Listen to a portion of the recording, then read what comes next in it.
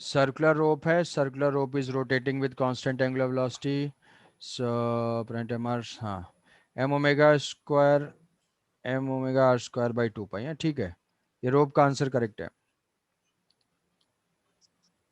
Circular rope is rotating with constant angular velocity, constant angular velocity, constant angular velocity. Omega is the velocity and r is the radius, ये इसकी r radius है, मास इसका m है, और इसमें हमें tension find करना है। तो टेंशन फाइंड करना है, सर्कुलर रोप है, सर्कुलर रोप में अगर हम देखेंगे, ये सबसे पहला होता है कि हम सर्कुलर मोशन कभी भी देखते हैं तो एक क्विकली हमें दिमाग में आना चाहिए कि यूनिफॉर्म सर्कुलर मोशन है और नॉन यूनिफॉर्म सर्कुलर मोशन है। यूनिफॉर्म सर्कुलर मोशन में स्पीड कांस्टेंट रहती है, नॉन यूनिफॉर्म में स्पीड चेंज होती है, या तो वो इंक्रीज हो रही होगी या डिक्रीज होगी। तो यूनिफॉर्म सर्कुलर मोशन में ओनली सेंटीपिटल एक्सलेशन होगा, नॉन यूनिफॉर्म सर्कुलर मोशन में सेंटीपिटल एंड टेंजेंशियल दोनों ही हमें देखना होगा। तो यहाँ पे ये गिवन है कि ये कांस्टेंट ओमेगा से रिवॉल्व कर रहा है, कांस्टेंट ओमेगा से रिवॉल्व कर रहा है, तो ये कांस्टेंट है, मतलब यूनिफॉर्म सर्कुलर मोशन है, तो ये नॉन यूनिफॉर्म नहीं है। तो इसके पास सेंटीपिटल होगा, तो सेंटीपिटल के बाद हम ड्रॉ करेंगे free body diagram. Free body diagram draw किया किसी एक सेक्शन का, सेक्शन मतलब मैंने यहाँ मान लिया डी थीटा, यहाँ पे ये सेक्शन मैंने मान लिया डी थीटा का है, डी थीटा का है तो इसकी लेंथ कितनी है। अब ये बहुत ही स्मॉल सेगमेंट है, एंगल बहुत ही स्मॉल है, और थोड़ा सा इसको मैग्नीफाई करके देखते हैं। तो ये हॉरिजॉन्टल सरफेस पे है, हॉरिजॉन्टल सरफेस पे, तो जो इसका mg होगा वो वर्टिकली डाउनवर्ड होगा, नॉर्मल रिएक्शन जो है वो वर्टिकली अपवर्ड डायरेक्शन में होगा। इस सेक्शन का जो टेंशन होगा, इस सेक्शन का टेंशन जो होगा वो टेंशन ऐसे इस डायरेक्शन में होगा, ये हो जाएगा 90 degree along the length and away from attachment, ये टेंशन होगा T1, और यहां से हम लिख लेंगे ये टेंशन हो जाएगा T2। कोई ऐसा टेंशन सेम क्यों नहीं होंगे, जब तक कोई भी सेम मानने का लॉजिक नहीं है तब तक हम डिफरेंट एज्यूम करेंगे। क्यों? क्योंकि ये तो मैसिव रोप है, हैवी रोप है। अगर मासलेस स्ट्रिंग होती थी जैसे लॉज ऑफ मोशन में हम लेते थे, थ्रू आउट टेंशन सेम रहता था, बट अगर रोप का मास है तो टेंशन चेंज हो सकता है। तो T1 T2 मैंने एज्यूम कर लिया, T1 T2 में जो है इसका मास हमने ले लिया dm, dm is equal to mass per unit length into length, into length is equal to r d theta, r d theta, ये हो गया dm। अब टेंशन का जो है यहाँ से ये डी थीटा अगर हम देखते हैं तो इसके रेस्पेक्ट में ये हो जाएगा डी थीटा बाई 2। तो यहाँ से अगर इसको ये एंगल चेक करते हैं, ये एंगल हो जाएगा D theta by 2, D theta by 2, तो ये भी हो जाएगा डी थीटा बाई 2, टोटल है 90, तो 90 माइनस डी थीटा बाई 2, और ये एंगल हो जाएगा डी थीटा बाई 2। तो ये एंगल हुआ डी थीटा बाई 2। टेंशन को रिजॉल्व किया तो ये इस डायरेक्शन में, हॉरिजॉन्टल डायरेक्शन में जो टेंशन होगा वो T1 cos d theta by 2, और इधर से आ जाएगा T1 sin D theta by 2। Same T2 को रिजॉल्व करेंगे, T2 भी हो जाएगा T2 sin D theta by 2, और यहां से हो जाएगा T2 cos d theta by 2। अब ये जो मास है उस मास के ऊपर हमने फोर्स दिखा दिया T1 एंड T2, और ये T1 एंड T2। अब एलिमेंट जैसे ही छोटा होता जाएगा ये दोनों T1 T2 क्या करेंगे, ऑलमोस्ट सेंटर से पास करेंगे। ये जो element D theta is very small, D theta is small, तो जब डी थीटा स्मॉल होगा तो ये दोनों फोर्स जो होंगे कौन सा T1 एंड T2 वो किधर पास करेंगे, वो सेंटर की तरफ पास करेंगे। तो ये एक छोटा सा एलिमेंट है जो सर्कुलर पाथ पे रिवॉल्व कर रहा है कांस्टेंट ओमेगा से, तो इस पार्ट का जो टेंजेंशियल एक्सलेशन होगा वो होगा 0। तो टेंजेंट के along net force is what, tangent के अलोंग नेट फोर्स हमारा T1 cos d theta by 2। तो यहाँ से T1 cos d theta by 2 minus T2 cos d theta by 2, net force किसी भी डायरेक्शन में ले लिया, equal to mass into tangential acceleration 0। तो यहाँ से हमारे पास आ जाएगा कि T1 is equal to T2 is equal to T मान लेंगे कि रोप के किसी सेगमेंट का टेंजेंशियल एक्सलेशन नहीं है, नहीं है इसीलिए टेंशन क्या है, सेम है। तो थ्रू आउट हर पॉइंट पे टेंशन क्या है, सेम है। टेंशन को करना क्या है, ओनली सेंटीपिटल फोर्स प्रोवाइड करना है। तो सेंटर की तरफ कौन से फोर्सेज हैं, ये T1 T2, तो नेट फोर्स टुवर्ड सेंटर, कहोगे सर ये तो सेंटर की तरफ डायरेक्टेड नहीं है, एंगल हमारा स्मॉल है तो दोनों क्या होंगे, सेंटर की तरफ डायरेक्टेड होंगे। तो ये हो जाएगा 2t, t1 और t2 दोनों को ऐड करेंगे तो net force toward centre 2t sine D theta by 2 is equal to net force toward centre equal to mass into acceleration. Mass हो जाएगा dm, एक्सलेशन हो जाएगा ओमेगा स्क्वायर इंटू आर।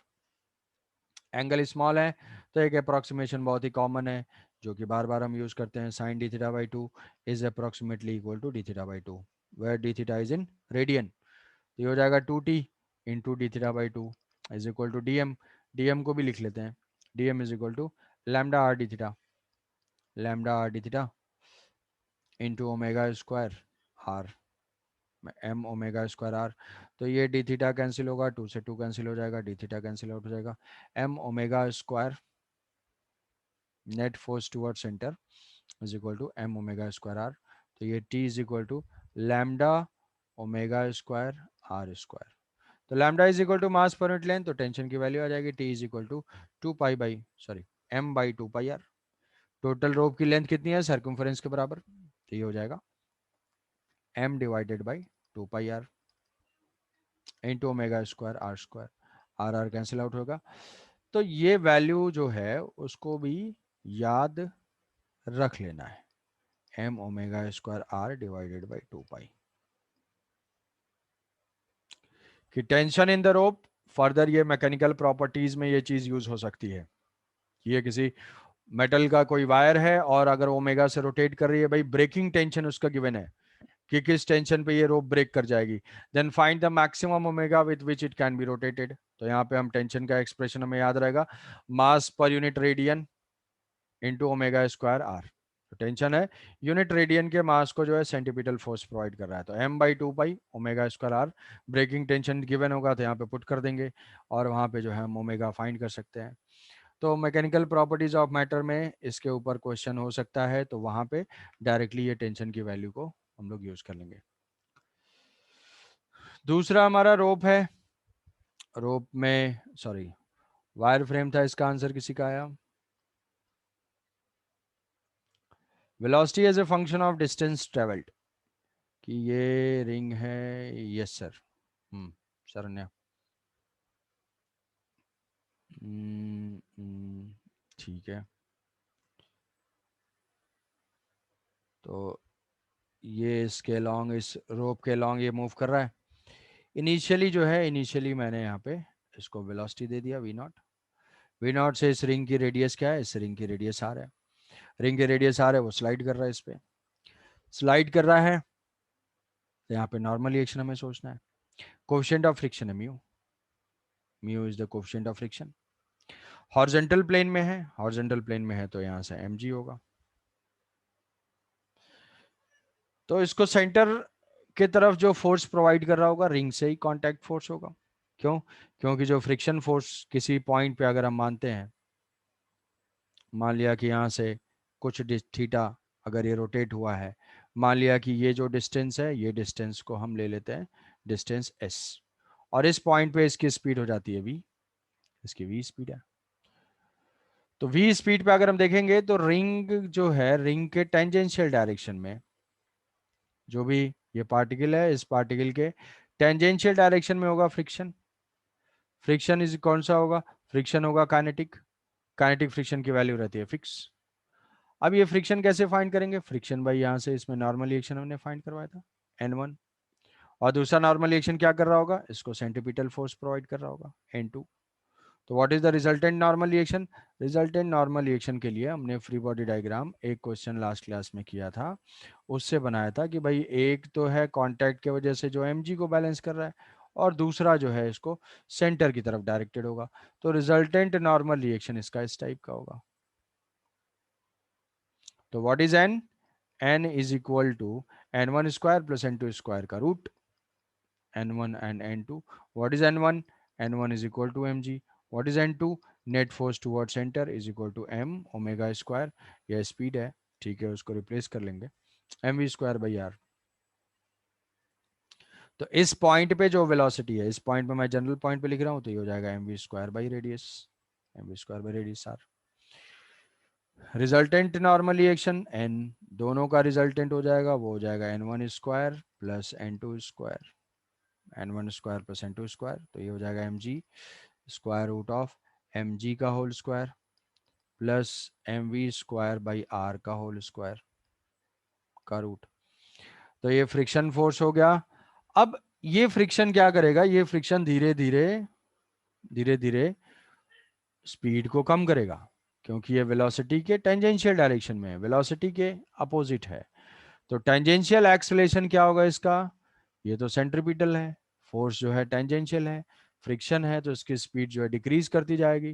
तो इसका मोशन कैसा होगा, non uniform circular motion, non. तो tangential तो टेंजेंशियल एक्सेलरेशन, तो टेंजेंशियल एक्सेलरेशन जो होगा, tangential acceleration AT, AT is equal to net force. Net force is frictional force along tangent divided by mass. Frictional force is equal to mu into n divided by mass. तो इस particle का जो tangential acceleration होगा वो हम put कर सकते हैं, AT is equal to mu n। अब n की वैल्यू, n की वैल्यू यहाँ पे हम लिख सकते हैं। इसके बाद ये था हमारा n1। तो पार्टिकल का जो भी टेंजेंशियल एक्सलेशन है AT is equal to mu n divided by m. N की वैल्यू ये है, एन की वैल्यू पुट करेंगे तो ये आ जाएगा mu m common, mu square root of g square plus v to the power 4 by r square. ये हो गया। Tangential acceleration is dv by dt। अब हमें as a function of distance लिखना है, तो उसको क्या लिख सकते हैं, v dv बाई ds। और ये एक्सलेशन क्या कर रहा है, स्पीड को डिक्रीज कर रहा है, तो ये तो उस क्वांटिटी से इक्वेट करेंगे तो क्या होगा, minus v D v by d s. Acceleration velocity के अपोजिट है, तो वेलोसिटी की डायरेक्शन अगर पॉजिटिव है तो ये एक्सलेशन क्या हो जाएगा, नेगेटिव। तो यहाँ पे उसको लिखेंगे minus v D v by d s is equal to mu square root of g square plus v to the power 4 by r square. तो अब v as a function of h हमें find करना है, तो minus v D v divided by, अब ये integration थोड़ा सा उतना कॉमन नहीं है, म्यू डी एस। तो यहाँ से इंटीग्रेट करेंगे, इनिशियल जब एस जीरो है तो इन स्पीड है वी नॉट, जब कोई एस डिस्टेंस ट्रेवल कर रहा है उस मोमेंट पे स्पीड है वी। इसमें इंटीग्रेट करना तो ये तो जाएगा म्यू इंटू एस। यहाँ पे इंटीग्रेशन के लिए थोड़ा सा चेंज करना पड़ेगा। कैसे चेंज करेंगे कि इसको इसको हम ऐसे लिख लेते हैं, इस इक्वेशन को थोड़ा सा, क्या हो जाएगा, आर स्क्वायर से मल्टीप्लाई करेंगे, रूट बाहर जाएगा, ये हो जाएगा, तो ये इक्वेशन हो जाएगा इंटीग्रेशन ऑफ वी नॉट से v minus v D v divided by square root of v4 plus ji square are square is equal to mu s divided by r. ठीक है, इधर इंटीग्रेट कर दिया। इसको इंटीग्रेट करना है, तो इसको इंटीग्रेट करने के लिए हो जाएगा हमारा वी स्क्वायर को अगर हम टी एज्यूम करते हैं, सब्सटीट्यूट करना पड़ेगा इसमें। थोड़ा सा ये इंटीग्रेशन उतना कॉमन नहीं है, ठीक है, square root of some variable, variable का स्क्वायर है तो इसको थोड़ा सब्सटीट्यूट करना पड़ेगा। तो V square is equal to T, तो ये हो जाएगा, डिफरेंशिएट कर देंगे, two V D V is equal to D T, तो V D V is equal to D T by two, D T by two. तो ये इंटीग्रेशन हो जाएगा, integration is equal to V D V मतलब D T by two divided by square root of t square plus ji square are square is, अच्छा ठीक है। तो इसका इंटीग्रेशन क्या हो जाएगा, ये इंटीग्रेशन होगा 1/2 integration of d t divided by square root of t square plus ji square are square. तो ये जो फॉर्मूला है, ये फॉर्मूला है किसका, square root of x square, square root of x square. तो स्क्वायर रूट ऑफ ये होगा 1/2 log of a x plus में हो जाएगा t plus square root of t square plus ji square are square. ये होगा फॉर्मूला। फॉर्मूला कौन सा हम यूज कर रहे हैं, integration of d x divided by square root of x square plus a square. तो इसका इंटीग्रेशन होगा log x plus square root of x square plus a square. ठीक है, टी की जगह वैल्यू पुट कर देंगे, क्या भाई यही है? शरण्या, तो ये होगा माइनस, लिमिट पुट करते हैं, लिमिट पुट करेंगे तो क्या ये चीज़ ठीक है? Log V square, upper limit minus lower limit करेंगे तो V square square root of V square plus ji square are square divided by V naught put करेंगे, V naught square plus square root of we naught square plus ji square are square. इसको integrate किया, log में ये formula आया, integrate करने से पहले substitute किया, सब्सटीट्यूट करके मेरा यहाँ पे आ गया, सब्सटीट्यूशन में वी स्क्वायर को मैंने टी लिया, तो वी स्क्वायर वापस पुट कर देंगे तो ये वी टू द पावर 4 होगा, ये जो है वी टू द पावर 4 होगा, तो यहाँ पे वी टू द पावर 4। अब लिमिट पुट करेंगे, upper limit minus lower limit, तो log a minus log b हो जाएगा, log a by b is equal to, यहाँ पे माइनस आ जाएगा, 2 आ जाएगा, म्यू एस आ जाएगा बाई आर आ जाएगा। जिसका भी आंसर आया है चेक कर लो एक बार, ये ठीक है। तो यहाँ से हम फाइंड कर सकते हैं, अब एलिमिनेट तो नहीं कर पाएंगे, ये जो होगा रिलेशन, तो ये हमारा रिलेशन होगा। तो इसमें पूछा जा सकता है find the distance travel when particle speed becomes half of the original value, one fourth of the original value, distance कब उसके जीरो है, तो फाइनली ये हो जाएगी वेलोसिटी और डिस्टेंस ट्रेवल में रिलेशन। तो ये नॉन नॉन यूनिफॉर्म मोशन था। तो बाकी किसी को डाउट इसमें, बाकी किसी को डाउट इसमें? तो टेंजेंशियल है, टेंजेंशियल एक्सेलेरेशन लिखा, tangential acceleration as a function of x find करना है, डी बाई डी टी किया, v d by d s, और वहां से फिर इंटीग्रेट कर लिया, इंटीग्रेशन का फॉर्मूला ये यूज हुआ है, बाकी सब जो है कैलकुलेशन है। पॉइंट ये था कि ये नॉन यूनिफॉर्म एक्सेलेरेशन का एप्लीकेशन था रिंग पे।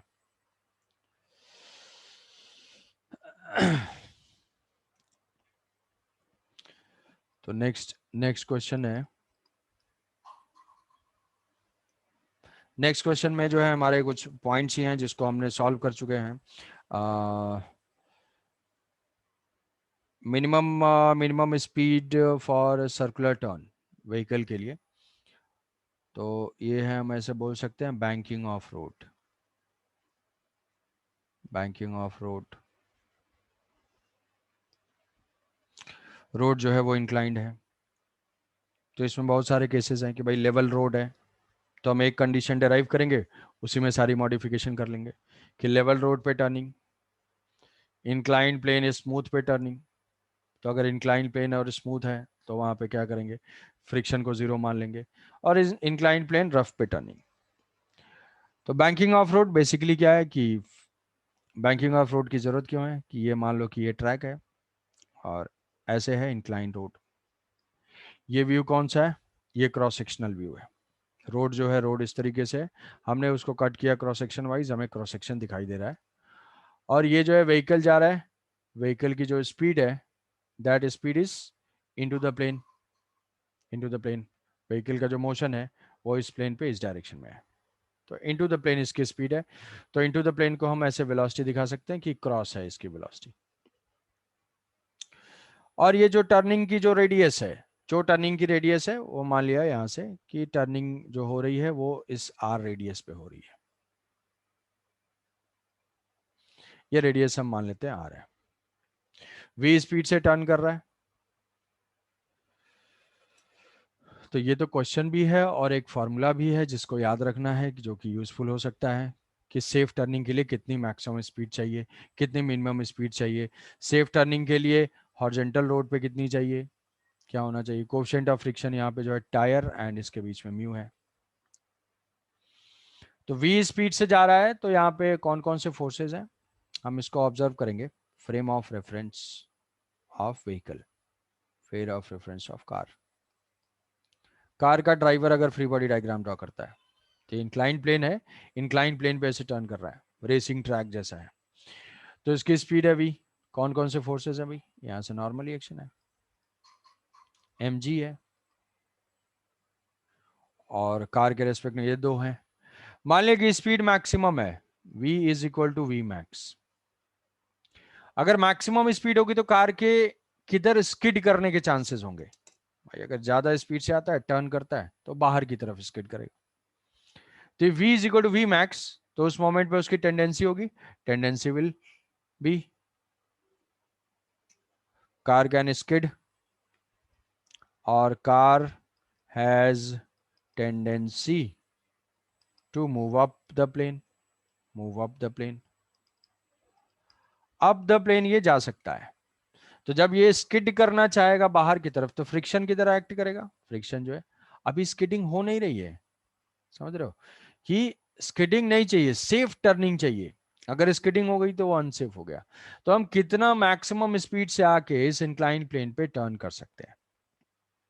ठीक है भाई, तो फ्रिक्शन एक्ट किया। अब ये फ्रिक्शन कितना होगा? क्या ये फ्रिक्शन कौन सा होगा? ये फ्रिक्शन स्टैटिक होगा। क्या ये फ्रिक्शन की वैल्यू हमेशा म्यू इंटू एन होगी? नहीं, कभी कभी म्यू इंटू एन होगी। कब म्यू इंटू एन होगी? लिमिटिंग केस में, जब ये कार स्लिप करने करने वाला है, उस मोमेंट पे क्या होगा? ये म्यू इंटू एन के बराबर होगी, अदरवाइज उससे वैल्यू कम है। अब कार के रेस्पेक्ट में है, कार के रेस्पेक्ट में मतलब सेंट्रीफ्यूगल फोर्स, क्योंकि वो एक्सेलरेटेड है, कांस्टेंट स्पीड से टर्न कर रहा है, तो सेंट्रीफ्यूगल है। सेंट्रीफ्यूगल फोर्स किधर डिनोट करेंगे?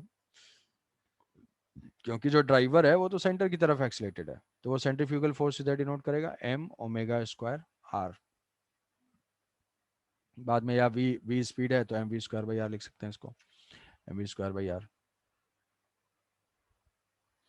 तो यहाँ से अब इसको रिजॉल्व कर लेते हैं कि जो एंगल है, एंगल गिवन है, ये एंगल है थीटा, तो ये एंगल भी है थीटा, तो ये हो जाएगा F cos theta, F cos theta, ये है थीटा, तो ये हो जाएगा एन कॉस थीटा और N sine theta, N sine theta, N cos theta और N sine theta, F cos theta into F sine theta,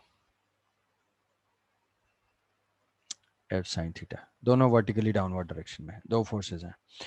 तो जो कार के टर्निंग की रिस्पॉन्सिबिलिटी है वो दोनों के ऊपर है। अगर लेवल रोड होता तो नॉर्मल रिएक्शन का कोई कंपोनेंट सेंटर की तरफ नहीं आ सकता था। यहाँ पे हमारे टर्निंग करने से क्या हुआ कि नॉर्मल का एक कंपोनेंट सेंटर की तरफ है। मतलब कि रेनी सीजन में या कोई भी अगर ऑयल स्पिलेज है या रोड खराब हुई, ऐसे केस में जहाँ पे म्यू कम कम हो गया या टायर पुराना हो गया, ऐसे केस में जो है फ्रिक्शन थोड़ा सा रिस्की हो जाएगा। फ्रिक्शन के ऊपर ट्रस्ट करना सेफ नहीं है, तो इसीलिए क्या करते हैं, रोड को बैंक कर देते हैं। बैंक करने से क्या हो जाएगा, उसका नॉर्मल रिएक्शन भी सेंटीपिटल फोर्स प्रोवाइड कर रहा होगा। तो normal reaction centripetal force provide कर रहा है, तो ये जो है इक्वेशंस हम यहाँ पे क्या लिखेंगे कि टुवर्ड सेंटर कौन कौन से हैं? एन साइन थीटा है, एन साइन थीटा है, प्लस एफ कॉस थीटा है। वर्टिकल डायरेक्शन में क्या है? वर्टिकल डायरेक्शन में एन कॉस थीटा है। डाउनवर्ड डायरेक्शन में क्या है? डाउनवर्ड डायरेक्शन में है M G, M G vertically downward direction में, प्लस क्या है? एफ साइन थीटा है। और यहाँ पे pseudo force centrifugal force M omega square आ रहा है। आप इसको बैलेंस कर देंगे, यही क्वेश्चन लिखेंगे। जब ये वी मैक्सिमम के बराबर है तो जो फ्रिक्शन है at maximum speed, tendency to slip will be maximum, so f is equal to mu into n, f mu into n है। तो अब इक्वेशन लिख देना है, हमारी मैक्सिमम स्पीड आ जाएगी N sine theta plus F cos theta is equal to M omega square R, और N cos theta minus F sine theta vertical direction में है, इसको माइनस कर दिया, is equal to M G. F की value mu N के बराबर है, म्यू एन यहाँ पे पुट कर दिया, इक्वेशन 1 और 2 को डिवाइड कर दिया, डिवाइडिंग 1/2, तो यहाँ से mu into n, n common, n cancel, तो ये इक्वेशन हो जाएगा कि,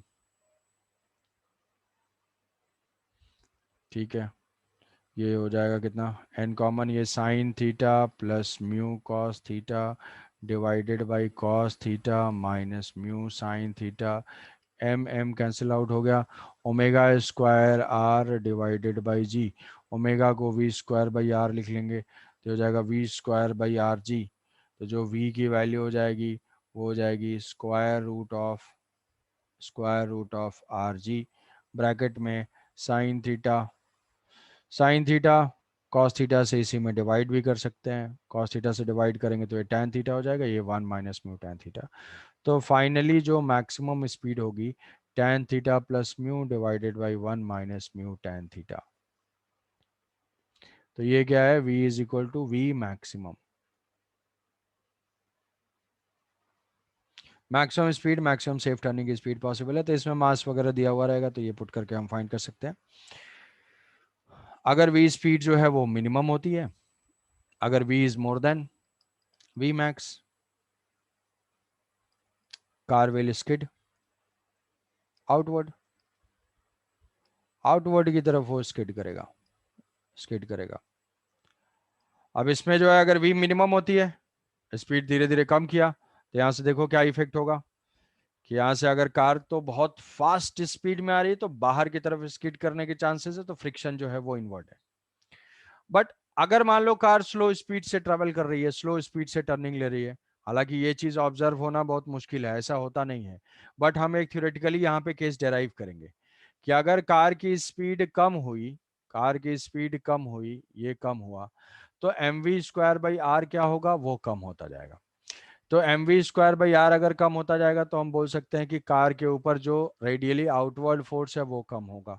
कम होने से कार की टेंडेंसी किधर होगी, कार की टेंडेंसी होगी डाउन द प्लेन स्लिप करने की।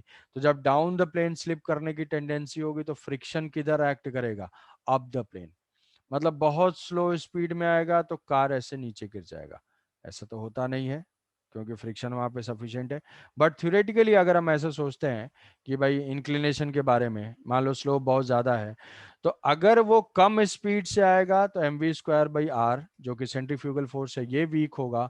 इसके वीक होने की वजह से कार की टेंडेंसी डाउन द प्लेन की होगी। जब डाउन द प्लेन की टेंडेंसी होगी तो फ्रिक्शन किधर एक्ट करेगा, अप द प्लेन। तो फ्रिक्शन की डायरेक्शन चेंज हो जाएगी। तो at minimum speed, minimum speed क्या कर सकते हैं, मिनिमम स्पीड के लिए जल्दी से देखो, यहाँ से ये कार है, speed minimum, it will have tendency to move down, so frictional force up, normal reaction वैसे का वैसा, सेंट्रीफ्यूगल फोर्स इधर, एम जी इधर। तो फ्रिक्शन ने क्या किया, इस केस में डाउन द प्लेन था, अभी अप द प्लेन है। स्पीड बहुत कम होती गई, कम होती गई, कम होती गई, ऐसा हुआ कि जस्ट वो स्किड करने वाला है। उस मोमेंट पे F is equal to F maximum, F limiting, that is equal to mu into one. तो इस केस और इस केस में डिफरेंस क्या है कि फोर्स रिवर्स हो रहा है। तो फॉर वी मिनिमम हम क्या करेंगे, म्यू को माइनस म्यू से रिप्लेस कर देंगे। For V minimum replace mu by minus mu, minus mu से रिप्लेस कर दिया, ठीक है। तो ये हो जाएगा V minimum square root of R G, R G ये minus mu tan theta minus mu divided by 1 + mu tan theta. ये हो गई मिनिमम स्पीड। लेवल रोड पे लिए, अगर स्मूथ इंक्लाइन प्लेन है तो क्या होगा, स्मूथ इंक्लाइन प्लेन सेम करेंगे, स्मूथ इंक्लाइन प्लेन में फ्रिक्शन को हटा देंगे। स्मूथ इंक्लाइन प्लेन में तो क्या हो जाएगा, म्यू जीरो हो जाएगा। म्यू जीरो हो जाएगा तो ये टर्म देखो जीरो हो जाएगा, तो वहां पे मिनिमम और मैक्सिमम की एक ही वैल्यू मिलेगी। म्यू जीरो कर देंगे तो मिनिमम और मैक्सिमम, मतलब सिंगल वैल्यू पे ही वो टर्न ले सकता है। मान लो 30 km/h आ गया, 50 km, तो सारे कार को ऐसे पे 50 km/h पे आना होगा। तो ये हो जाएगा आर जी टेन थीटा। और लेवल रोड पे क्या आएगी स्पीड, लेवल रोड,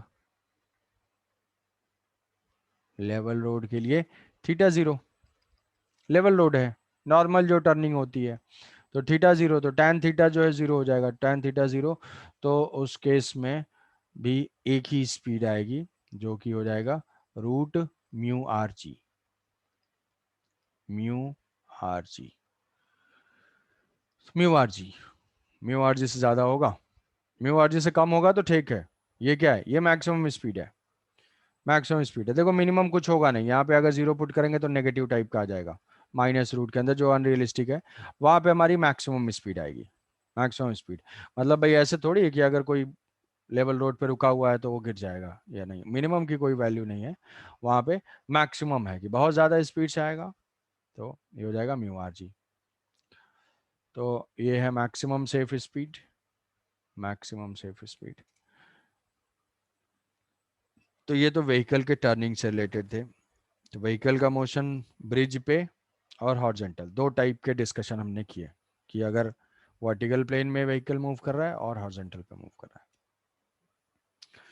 तो सर्कुलर मोशन में ये सारे थे एप्लीकेशंस। अब हम करेंगे application of circular motion for general type. जैसे कि अगर कोई भी पार्टिकल अगर मूव करता है किसी भी पाथ पे, कोई पार्टिकल अगर मूव करता है किसी पाथ पे, जैसे कि ऐसा है, इस टाइप का पाथ है, तो जनरल टाइप के पाथ पे अगर पार्टिकल मूव करता है तो हम उसको क्या देखेंगे, इसी सर्कुलर के कॉन्सेप्ट को अप्लाई करेंगे। सर्कुलर के कॉन्सेप्ट को कैसे अप्लाई करेंगे कि this part any general path can be considered as combination of different circular arc. मतलब अगर हम यहाँ पे स्टडी करना चाहते हैं तो इसके आसपास के इसको हम क्या कंसीडर करेंगे कि ये किसी एक सर्किल का पार्ट है जिसकी रेडियस है r1। तो ये r1 इस पॉइंट की क्या हो जाएगी, ये r1 हो जाएगी रेडियस ऑफ कर्वेचर। ये हो जाएगी radius of curvature at point A point पे रेडियस ऑफ कर्वेचर की वैल्यू। तो सर्किल में क्या होता था, सर्किल में भाई हर पॉइंट पे रेडियस सेम है, यहाँ पे कार हो, यहाँ कार हो, यहाँ पार्टिकल हो, यहाँ पार्टिकल हो, कुछ भी, तो यहाँ पे सेम रेडियस है। बट किसी जनरल पाथ पे जाएगा तो हम उसको क्या देख रहे हैं, डिफरेंट सर्किल का रेडियस। तो यहाँ पे अगर होगा तो ये किसी सर्किल का पार्ट है, किस सर्किल का पार्ट है, हम इसको कंप्लीट कर देंगे ऐसे सर्किल का।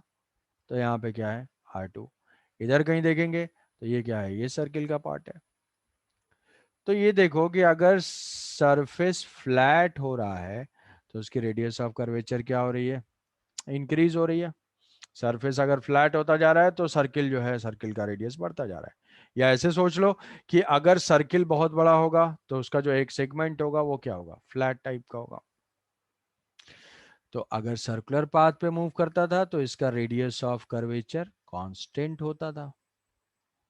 हर आर्क जो है वो सेम ही सर्किल का पार्ट है, सेम ही रेडियस होगा। बट अगर किसी जनरल टाइप पे मूव कर रहा है तो उस वो क्या है, वेरिएबल रेडियस ऑफ कर्वेचर का पाथ है।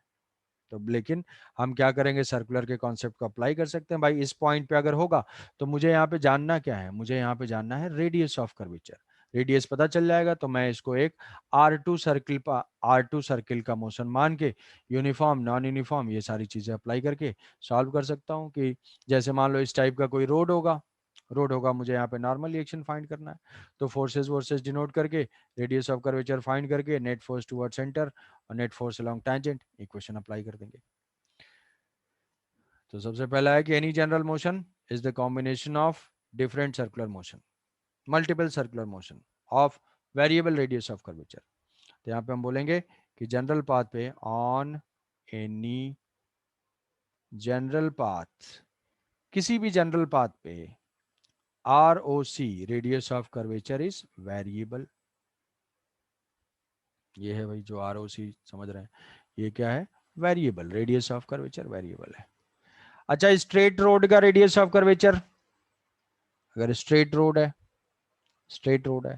तो इस स्ट्रेट रोड का रेडियस ऑफ कर्वेचर इनफाइनाइट, क्योंकि ये किसका पार्ट होगा, सर्किल बहुत बड़ा होगा, सर्किल बहुत बड़ा होगा तो ये क्या होगा, infinite.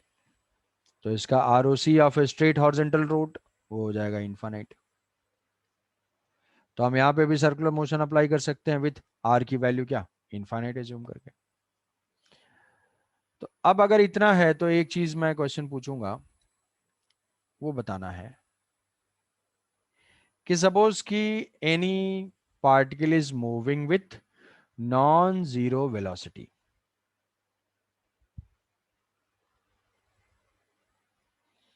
Any particle is moving with non zero velocity, ठीक है।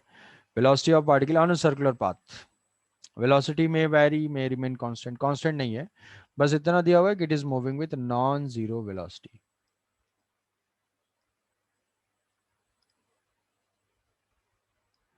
मान लिया कि ये पॉइंट ए है,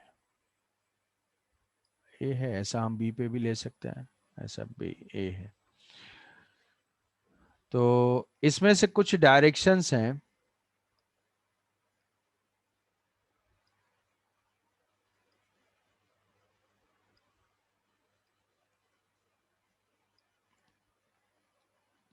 ऐसे डायरेक्शन है जिसमें से ये 1 है, ये 2 है, ये 3 है और ये 4 है।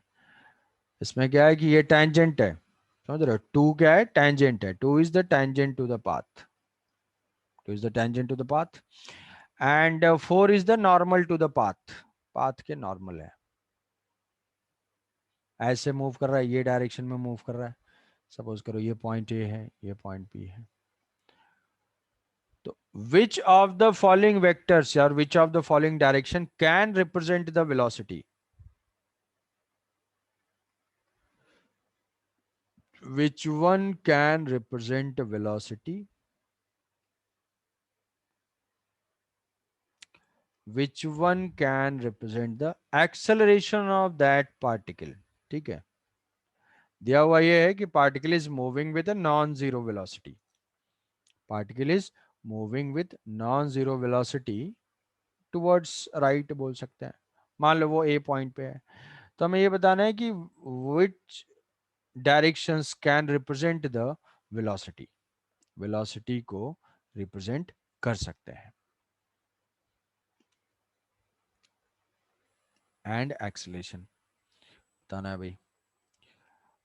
2 वेलोसिटी 3 एक्सेलेरेशन, मोर देन 1 भी करेक्ट हो सकते हैं। पहले वेलोसिटी के लिए बताना है कि कौन कौन से डायरेक्शंस वेलोसिटी को रिप्रेजेंट कर सकते हैं।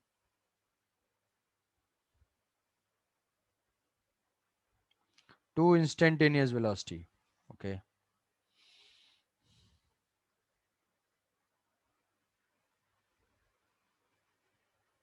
3 एवरेज वेलोसिटी, नहीं वेलोसिटी का मतलब इंस्टेंटेनियस ही है। वेलोसिटी में अगर मेंशन नहीं है तो वो इंस्टेंटेनियस ही उसका मतलब है।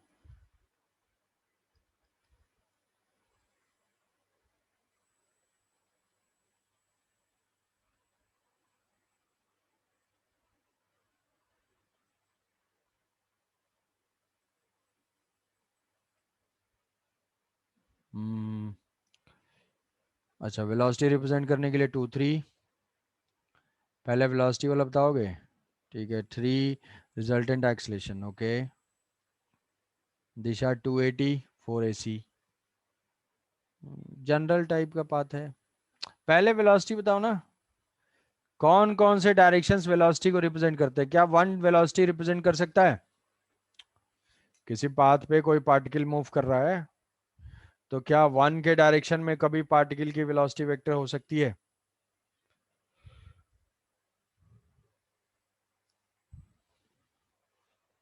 पार्टिकल का पाथ है हमारे पास,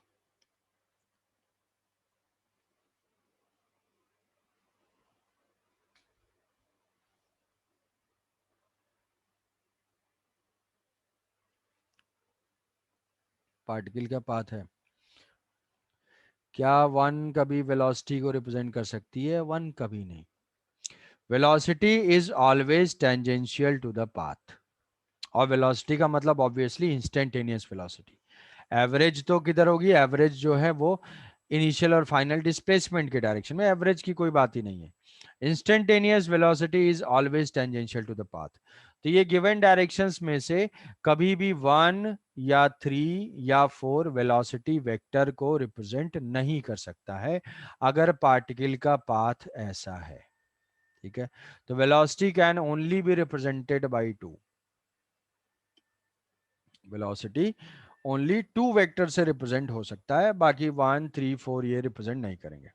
अब एक्सेलरेशन के बारे में सोचते हैं, तो एक्सेलरेशन क्या है? पार्टिकल का जो है मोशन है, तो नॉन जीरो वेलोसिटी है, मतलब वो वेलोसिटी कांस्टेंट भी हो सकती है, वेरिएबल भी हो सकती है। तो हम क्या मानेंगे कि इस ए पॉइंट पे क्या है? एक सर्कुलर मोशन है, सर्कुलर मोशन हो सकता है विद द वेरिएबल रेडियस, कुछ रेडियस होगी यहाँ पे। तो सर्कुलर मोशन होगा तो मैक्सिमम सर्कुलर मोशन में मैक्सिमम पॉसिबल कितने acceleration? AC and AT। Non zero velocity दिया हुआ है, मतलब AC तो जरूर है, तो या तो उसके पास AC हो, या तो AC AT दोनों ही हो, या तो ओनली AC। हाँ ना, ठीक है। ओनली AT तो पॉसिबल नहीं है।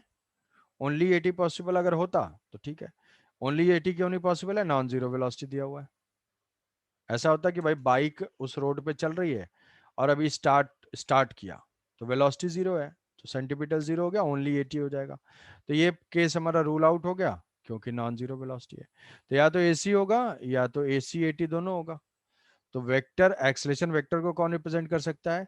ओनली फोर, या तो फोर हो सकता है या अगर ये भी हो सकता है थ्री, थ्री भी हो सकता है, फोर भी हो सकता है। थ्री कब होगा? अगर वो स्पीड वेरिएबल होगी तो उसके पास टेंजेंशियल भी होगा, सेंटीपिटल भी होगा, दोनों का resultant. Three and four both both can be possible direction of acceleration. क्या वन कभी हो सकता है? वन कभी भी नहीं हो सकता है। मैक्सिमम क्या हो सकता है? टू भी रिप्रेजेंट कर सकता है अगर वेलोसिटी जीरो हो जाए तो जो भी रहेगा इस टू और थ्री के बीच में जितने भी पॉसिबिलिटीज होंगी, यहां से इससे कोई भी डायरेक्शन पॉसिबल है एक्सेलरेशन की। ठीक है, एक्सेलेरेशन की डायरेक्शन इधर भी पॉसिबल है, पार्टिकल मूव कर रहा राइट में, बट इस टेंजेंट से इधर पॉसिबल है। ये सारे एक्सेलेरेशन के डायरेक्शन पॉसिबल हो सकते हैं। क्या वन होगा? वन कभी नहीं होगा। अगर हम बी पे देखेंगे तो बी पे भाई टेंजेंशियल इधर हो सकता है, बी पाथ का सेंटर इधर है तो सेंट्रीपिटल एट मैक्स इधर हो सकता है। टेंजेंशियल भाई या तो इधर हो या तो इधर हो। तो यहाँ पे पॉसिबल एक्सलेशन की डायरेक्शन ध्यान देना है, जिधर कॉनकेव साइड होगा उधर ही एक्सलेशन होगा। कॉनकेव साइड की तरफ सेंटर लोकेटेड होगा तो हमारा एक्सलेशन वेक्टर उसी डायरेक्शन में कहीं हो सकता है, प्योरली सेंटर या सेंटर से थोड़ा बहुत रोटेटेड। पॉइंट समझे इसमें? ये सारे हो सकते हैं एक्सलेशन के डायरेक्शन। एक्सलेशन, ठीक है।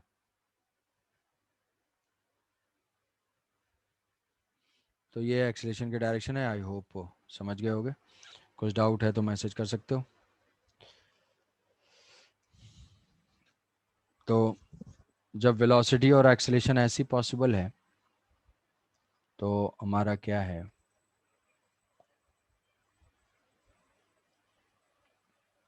ऐसे ये कोई पाथ है, इस पाथ में ये वेलोसिटी की डायरेक्शन है विच इज टेंजेंशियल, और ये एक्सेलेरेशन की डायरेक्शन है, ये एंगल है थीटा। तो इस एक्सेलेरेशन का कंपोनेंट जो वेलोसिटी के अलॉन्ग होगा वो क्या होगा? Tangential component. और ये क्या होगा? Radial component. तो सेंट्रीपिटल एक्सेलेरेशन कौन सा होगा? A sine theta, component of acceleration which is perpendicular to velocity के, जो परपेंडिकुलर होगा वो सेंटीमीटर होगा क्योंकि वेलोसिटी हमेशा टेंजेंट के लॉन्ग होगी। सेंटर इसी लाइन में होगा, सेंटीपिटल एक्सलेशन के लाइन में। और तो सेंटीपिटल एक्सलेशन को हम ऐसे भी लिख सकते हैं भाई वी स्क्वायर बाई आर। तो ये हमारा तरीका क्या है कॉन्सेप्चुअली फाइंड करने के लिए? Radius of curvature R is equal to V square by A C या V square by A sine theta. ये हो जाएगा हमारा रेडियस ऑफ कर्वेचर फाइंड करने की कॉन्सेप्चुअल अप्रोच, कि अगर हमें वेलोसिटी नोन है, एक्सलेशन नोन है, तो एक्सलेशन का component which is perpendicular to the velocity gives the centripetal acceleration. तो ये तो है, ऐसे हम फाइंड कर सकते हैं। जैसे मान लो कि मैं एक एग्जांपल, बहुत ही टिपिकल सा एग्जांपल है, find the radius of curvature. Radius of curvature, ये प्रोजेक्टाइल है, प्रोजेक्टाइल में यहाँ से पार्टिकल प्रोजेक्ट हुआ, प्रोजेक्ट होके ये इस पॉइंट पे आके फॉल कर रहा है, फॉल कर रहा है। तो मान लो हमें फाइंड करना है कि पॉइंट ऑफ प्रोजेक्शन पे what is radius of curvature, क्योंकि ये तो पैराबोलिक पाथ है। पैराबोलिक पाथ में जो है वो जनरल पाथ है, तो इसको हम कॉम्बिनेशन ऑफ सर्कुलर मोशन देख सकते हैं। तो यहाँ पे वेलोसिटी है u और इस पार्टिकल का एक्सेलरेशन हमें पता है g। तो इसमें जो है इसको रिजॉल्व करना पड़ेगा along the velocity and perpendicular to the velocity. तो ये क्या हो जाएगा? क्या ये थीटा हो जाएगा? यस, ये जो है थीटा, तो ये 90 माइनस थीटा, ये 90 है तो ये, तो ये आ जाएगा G cos theta, G cos theta, और ये हो जाएगा G sine theta. What is tangential acceleration? Tangential acceleration हो जाएगा 80, 80 is equal to G sine theta. What is centripetal acceleration? Centripetal acceleration is equal to U square by G, sorry, U square by radius of curvature. और हमें पता है acceleration का component जो कि velocity perpendicular हो, that is G cos theta. g cos theta is equal to u square by r. So radius of curvature at point of projection r is equal to u square by g cos theta. बस ये जो है हो जाएगा मासूम answer. तो यहाँ पे टॉप मोस्ट पॉइंट पे भी हम ऐसे फाइंड कर सकते हैं, यू कॉस थीटा तो है इसकी स्पीड और एक्सलेशन तो है इसका जी।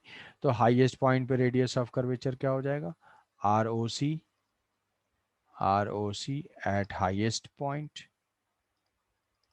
Highest point is equal to U square cos square theta divided by, अब यहाँ एक्सलेशन परपेंडिकुलर ही है तो ज़्यादा हमें टेंशन लेना नहीं है, ऐसे ही हो जाए। तो ऐसा ये अप्रोच एप्लीकेबल है अगर हमें वेलोसिटी और एक्सेलरेशन नोन है, तो हम रेडियस ऑफ कर्वेचर फाइंड कर सकते हैं।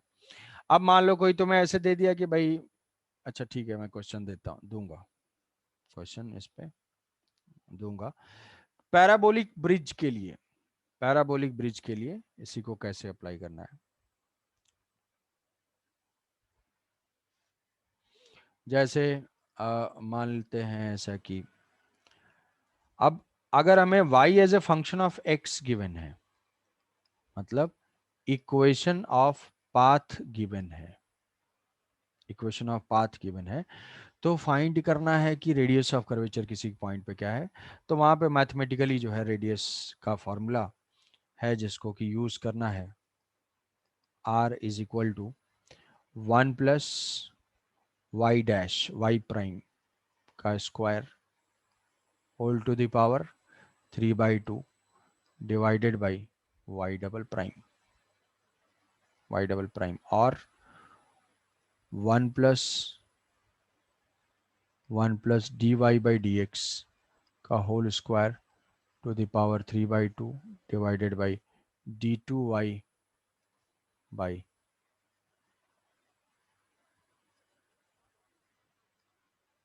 d2y by dt square, sorry dx square.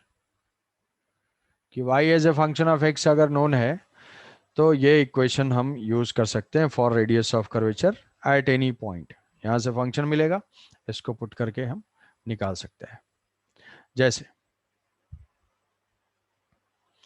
जैसे क्वेश्चन हम मानते हैं कि smooth parabolic, smooth parabolic wire है,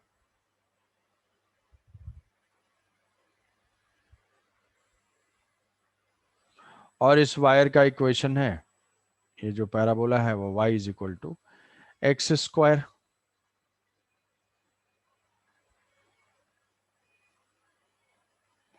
तो एक रिंग जो है वो रिंग यहां से स्लाइड करता हुआ अगर जा रहा है लोएस्ट पॉइंट पे, उस रिंग की जो स्पीड है वो v नॉट है, लोएस्ट पॉइंट पे स्पीड है इसकी v नॉट। तो find the force applied by, ये वर्टिकल प्लेन में है, this wire is in vertical plane, vertical plane में ऐसे फ्रेम है, वहां से रिंग को स्लाइड कराया, स्लाइड करते हुए कुछ आ रहा है, तो रिंग किसी हाइट से फॉल हो सकता है, हाइट से फॉल होगा तो वर्क एनर्जी थ्योरम से वेलोसिटी मानेंगे। मान लिया कि लोएस्ट पॉइंट पे है वी नॉट से, find the force applied by the frame on the ring, find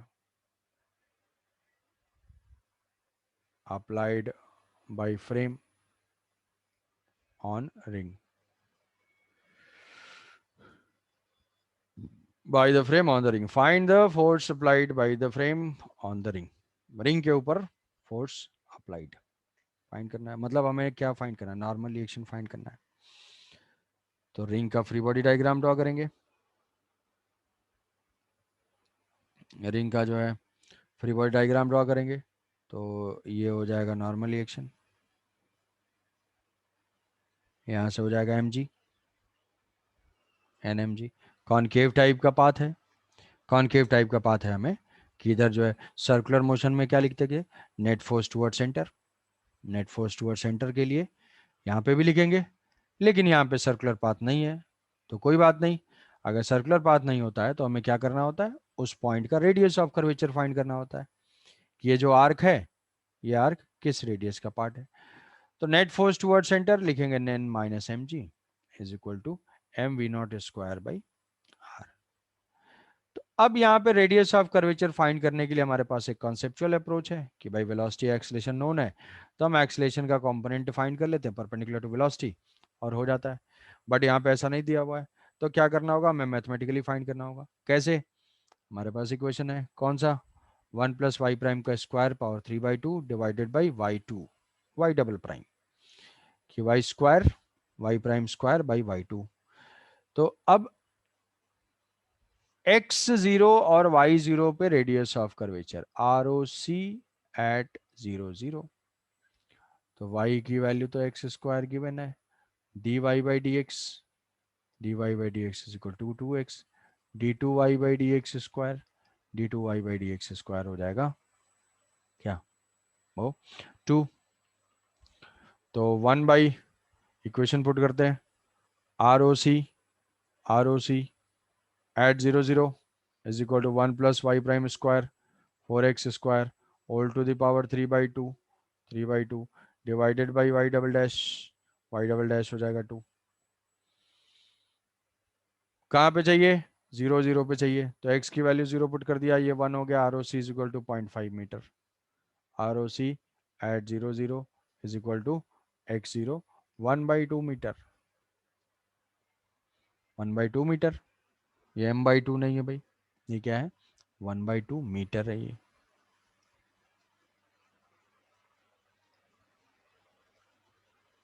half metre को यहाँ पुट कर देंगे, n - mg is equal to mv0 square divided by 1/2। n is equal to mg plus 2mv0 square, 2mv0 square.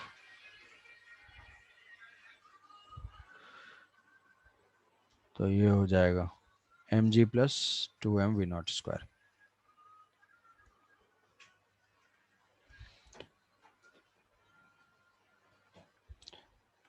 कोई doubt इसमें? अब जैसे मान लो मैं एक इक्वेशन लेता हूँ कि a vehicle is moving with constant speed,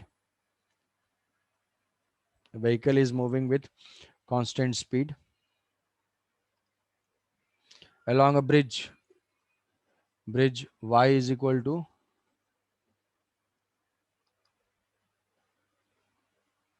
ऐसा है ब्रिज, पैराबोलिक ब्रिज है, और इसका इक्वेशन है y is equal to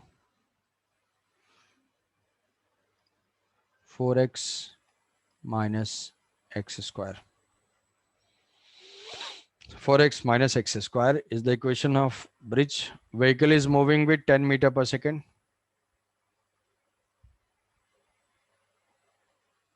Vehicle is moving with 10 meter per second. Constant speed. Friction is sufficient. मास जो है इसका मास इज इक्वल टू, हम मान लेते हैं कि 100 kg, इतना कम तो नहीं होगा बट ले लिया।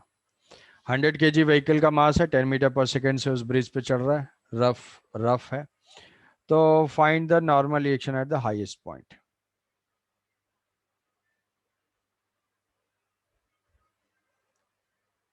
Find the normal reaction at highest point. ये पैराबोलिक ब्रिज पे अगर आता है तो, पैराबोलिक ब्रिज पे है, बताओ भाई जनता। 100 kg का व्हीकल है, इक्वेशन हमारे पास गिवन है। हाईएस्ट पॉइंट पे what is the normal reaction applied by road on the vehicle, road कितना फोर्स अप्लाई करेगा।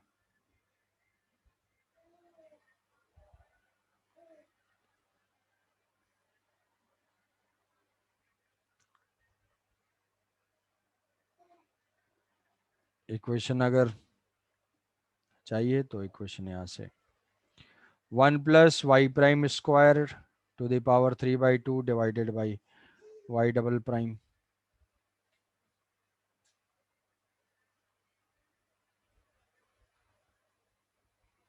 क्वेश्चन ये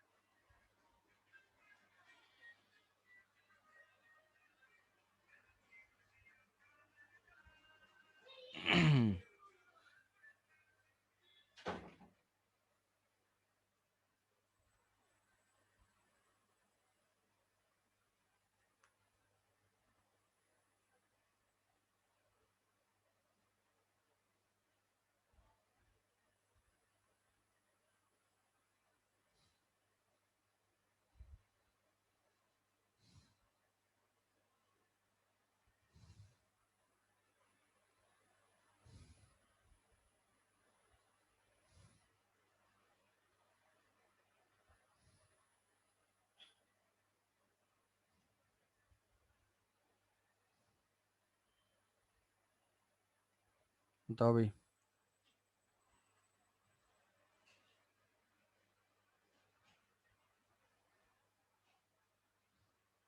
कि रेडियस ऑफ कर्वेचर फाइंड करना है, और रेडियस ऑफ कर्वेचर से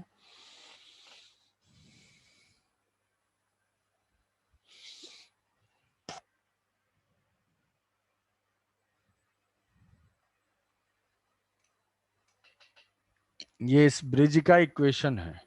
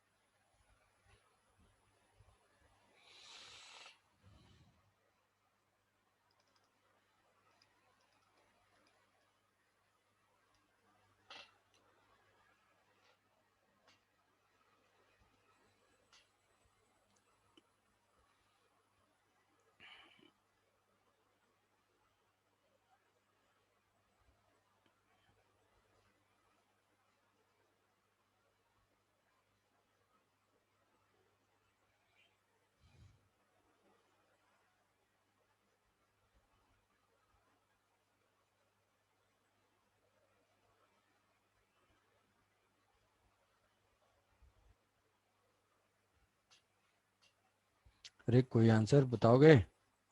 कर रहे हो कैलकुलेट? नहीं, ज्यादा हो गई होगी।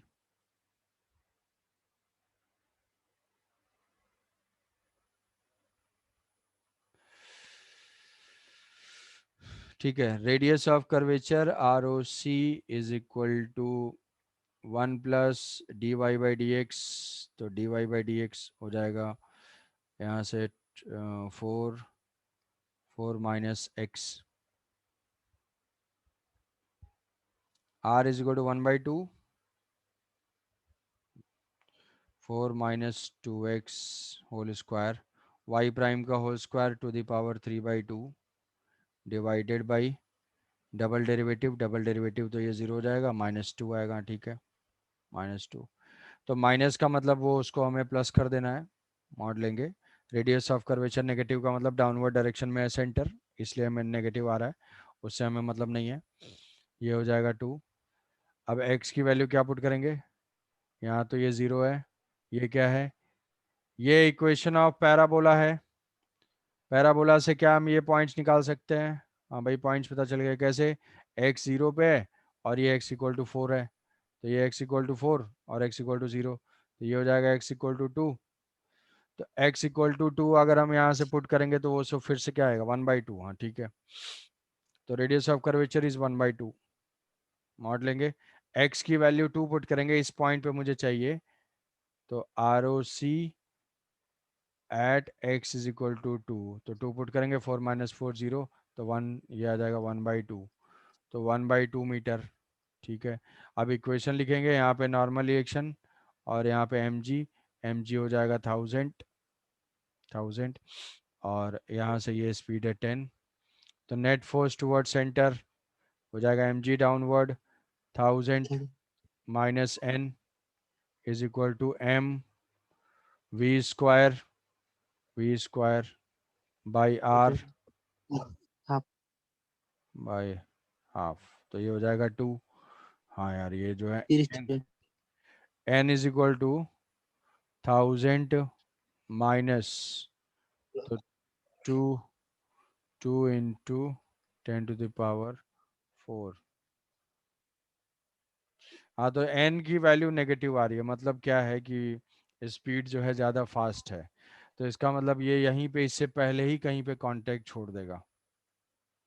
ठीक है, मास अगर हम ज़्यादा लेंगे, मास अगर ज़्यादा लेंगे 1000 के आसपास, तो चल सकता है। तो क्वेश्चन को सॉल्व करने के लिए थोड़ा सा अगर रेक्टिफाई कर लेते हैं। कार, ये समझ में आ रही है? अगर ये स्पीड ले रहा है एन नेगेटिव का मतलब है कि कार कांटेक्ट छोड़ देगा, पहले ही कहीं छोड़ देगा। तो इसमें अगर 1000 kg लेंगे तो ये थोड़ा सा इम्प्रैक्टिकल सा हो जा रहा है। इम्प्रैक्टिकल क्यों हो रहा है वो समझ में आना चाहिए। एन नेगेटिव होने का मतलब है कि कांटेक्ट छूट चुका है, एन की वैल्यू जीरो है। तो एम की वैल्यू अगर हम 1000 kg ले लेते हैं, 1000 kg लेंगे, तो ये हो जाएगा 10,000 फिर भी हो रहा है ना, फिर भी तो ये हो आएगा। नहीं, स्पीड कम लेना पड़ेगा।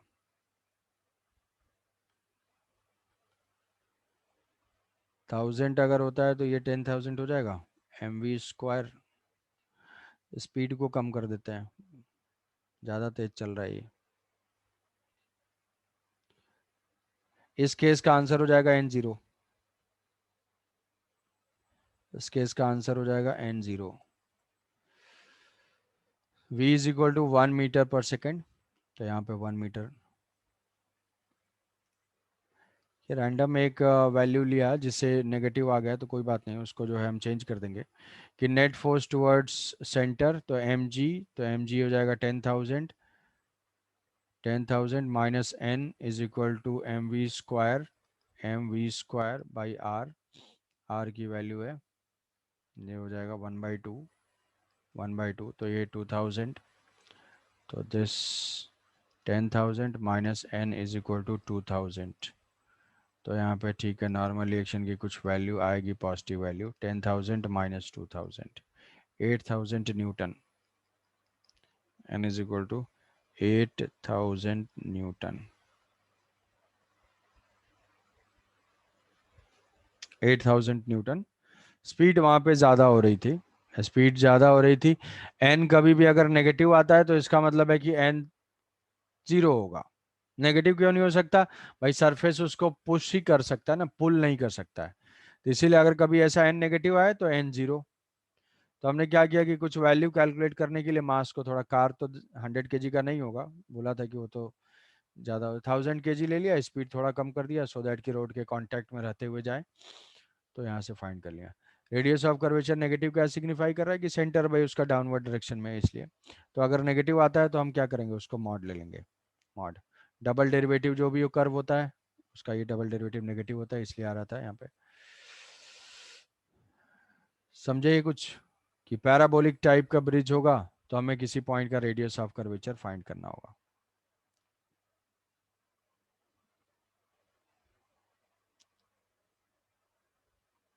कोई डाउट है तो पूछो।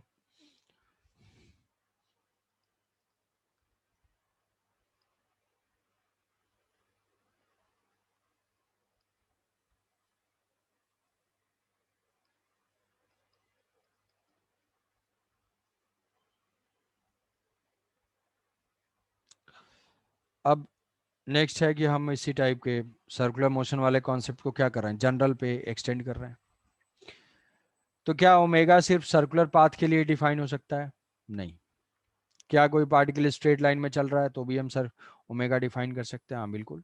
जैसे मान लो ये रोड है, रोड में यहाँ से कार है, कार जो है यहाँ से चल रही है, यहाँ पे कोई ऑब्जर्वर है, ये ऑब्जर्वर क्या कर रहा है, इसको देख रहा है।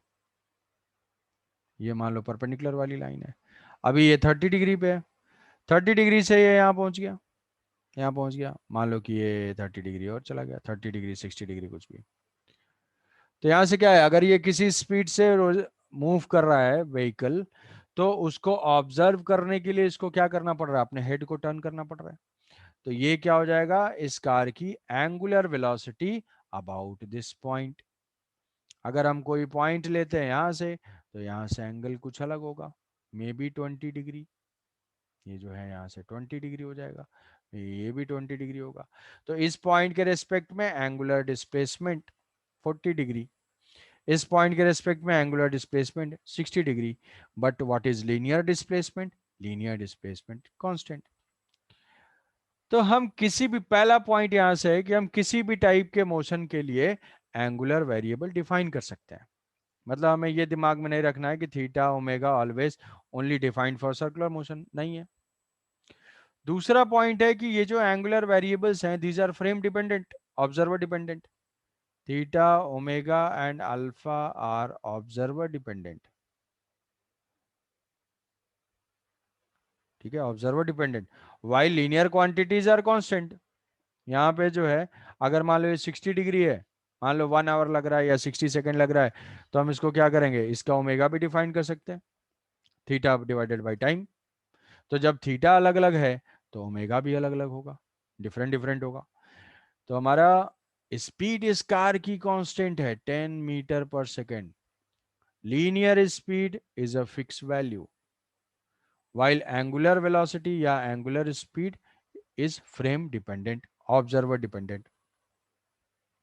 तो पहला पॉइंट इसमें यह है कि angular quantity is defined for any type of motion and it is a observer dependent. Summary ये है, observer dependent. Linear quantities are constant, but angular quantities may be observer dependent. तो ओमेगा जो defined है about any point, suppose कि ये कोई point है, ये कोई पॉइंट है, एक कोई पार्टिकल है, उस पार्टिकल की स्पीड है v और हमें फाइंड करना है ओमेगा अबाउट ओ। ओमेगा मतलब सेंस ऑफ रोटेशन क्या है भाई, तो सेंस ऑफ रोटेशन अगर हम फाइंड करेंगे तो ऐसा देख सकते हैं, ये जो होगा ये r डिस्टेंस पे है, तो what is omega, omega is equal to perpendicular component of velocity divided by distance, कि ये जो है v cos theta, v cos theta जो क्या हो जाएगा v पैरेलल, और ये क्या है v sin theta, v sin theta जो कि है v perpendicular, v parallel and v perpendicular. तो ओमेगा मतलब रोटेशनल इफेक्ट, सोचो कि v cos थीटा नहीं होता तो इसके अबाउट जो है एक रोटेशन जनरेट होता, v sin थीटा नहीं होता तो वो क्या है, रेडियल डिस्टेंस को बढ़ाने में इन्वॉल्व है, ये जो है, ये जो है वो r को इंक्रीज करने के लिए रिस्पॉन्सिबल है, तो हम D R by D T लिख सकते हैं, D R by D T is equal to V cos theta, और इसके वजह से क्या होगा, इसका एक रोटेशन है, तो हम ओमेगा क्या डिफाइन कर सकते हैं, omega about any point is V perpendicular divided by are, तो ओमेगा वी परपेंडिकुलर लिख लेंगे जो भी है। अब थीटा वो डिपेंड करता है किसके साथ दिया हुआ है, हमें करना क्या है, परपेंडिकुलर कंपोनेंट लेना है, so it is the V sine theta divided by R, ऐसे कर दिया ये। तो जैसे मान लो कि एंगुलर स्पीड फाइंड करना है, मैं बस, ये बहुत इजी पॉइंट है, इसमें कुछ करना नहीं है, जैसे मान लो कि दिया हुआ है ऐसे कि कोई ऑब्जर्वर है, एक ही पॉइंट लूंगा, एक एक क्वेश्चन लेंगे उसे आराम से समझ में आ जाएगा। ये 10 मीटर पर सेकेंड है, 10 मीटर पर सेकेंड है, पर्सन यहाँ पे है, ये हम मान लेते हैं कि ये है 2 मीटर, 2 मीटर पे है परपेंडिकुलर डिस्टेंस, ये मान लो 37 डिग्री पे है, 37 डिग्री पे है, तो what is the angular velocity, angular velocity of car, भाई कार की एंगुलर वेलोसिटी क्या है अबाउट इस पर्सन के रिस्पेक्ट में, तो angular velocity of car, angular velocity of car is equal to v perpendicular by r, angular velocity of car is equal to v perpendicular by r, तो ये हो जाएगा, ये थीटा, ये 53, ये 53, 10 cos 53, 10 sin 53, 10 sin 53, ये डिस्टेंस हम find कर सकते हैं, इस पॉइंट की डिस्टेंस चाहिए, वो हो जाएगा 2 r लिया तो r cos 37 is equal to 2, so r is equal to 2/cos 37, तो r is equal to 2/cos 37, 2/cos 37 हो गया। कौन सा कंपोनेंट लेंगे, परपेंडिकुलर कंपोनेंट लेंगे, तो what is angular velocity, angular velocity is equal to 10 sin 53, 10 sin 53 divided by 2/cos 37, तो ये हमारा आंसर हो जाएगा angular velocity omega, omega is equal to 10.8 into 0.8 divided by 2, तो ये हो जाएगा 3.2, ये ठीक होना चाहिए नहीं, radian per second, 3.2 radian per second is the angular velocity at this point. भाई कहीं और आएगा, यहाँ पे एंगुलर वेलोसिटी ये 10 से आ रहा है, तो 10 divided by 2 5 radian per second हो जाएगा। तो हमें करना क्या है कि मूव तो कर रहा है वो स्ट्रेट लाइन में, मूव कर रहा है वो स्ट्रेट लाइन में, लेकिन उसकी एंगुलर वेलोसिटी क्या वेरिएबल है, तो यहाँ पे क्या होगा, ऐसा क्वेश्चन दिया हुआ होगा, ऑब्जर्वर दिया होगा, ऐसा दे सकता है कि angular speed is variable, angular speed is constant, linear speed is constant, linear speed is variable. तो लीनियर स्पीड तो एक फिक्स क्वांटिटी 10 मीटर पर सेकंड से जा रहा है, अगर एक्सलेशन होगा तभी वो चेंज करेगा, बट एंगुलर क्वांटिटी जो है वो चेंज होती जा रही है, ठीक है, तो हम ऐसे डिफाइन कर लिए। अब मान लो इसी का एक और है, आंसर बताना है कि मान लिया कि ये कोई टॉर्च है, एंड टॉर्च या फिर स्पॉटलाइट है कोई, और वो स्पॉटलाइट एक वर्टिकल वॉल है, इस वर्टिकल वॉल से 10 मीटर डिस्टेंस पे ऐसे एक स्पॉटलाइट है, या ऐसे मान लो टॉर्च है। ये स्पॉटलाइट यहाँ पे सामने वाले वॉल पे लाइट लाइट स्पॉट एक प्रोजेक्ट कर रहा है, यहाँ पे लाइट स्पॉट है, लेजर टाइप का है ये, लेजर टाइप का, ऐसे रोटेट कर रहे हैं इसको।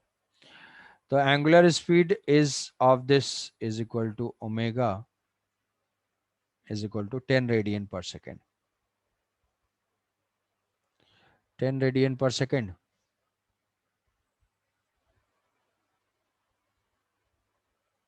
9 बाई, इसका ले लेते हैं ऐसे, 9 बाई पाई RPM। इसकी जो एंगुलर स्पीड है वो है 9 बाई पाई RPM। इसकी जो डिस्टेंस है इस वॉल से, दैट इज 10 मीटर, और ये डिस्टेंस है 30, ये एंगल है 37 डिग्री। इस इंस्टेंट पे ये ऐसे ऐसे घूम रहा है, जब 37 पे आया, then what is the speed of light spot on the vertical wall?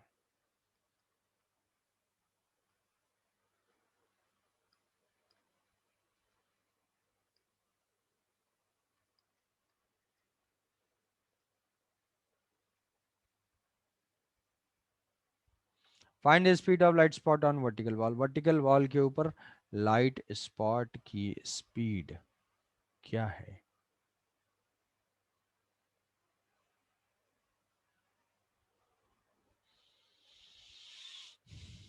Answer दिया जाए। फ्यूचर ऑफ द नेशन,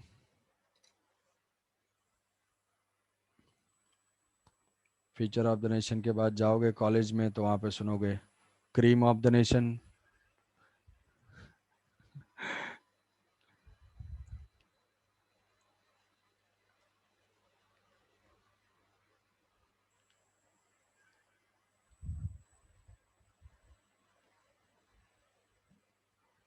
तो बताओ भाई, क्रीम ऑफ द नेशन,